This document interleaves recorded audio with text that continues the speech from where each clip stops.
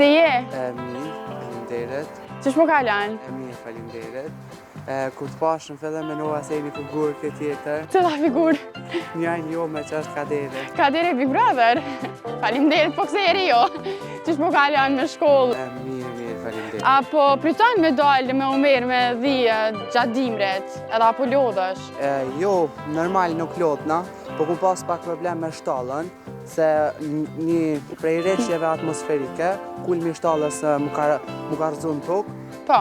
Kom bërë që me thonën, e kom bërë një thirrje të shteti, po në Prizren, po nuk më kanë ndihmu shteti për me rregullu shtallën, pastaj vetë me ata mundësitë e mia e kom rregullu.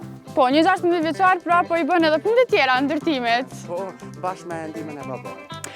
Jo, shkolla s'më pengon as pak se muj me menaxhu dy profesione në ditë, për shembull, në profesion shkolla nuk është, po është obligative që e kemi ne. Tash edhe është bërë. Po për të vazhduar profesionin, po mendova.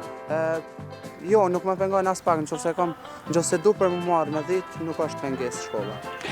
Atë ka pëlqyer nga fëmijëria apo gradualisht ka fillu kjo punë duke e pa babën, duke i ndihmu?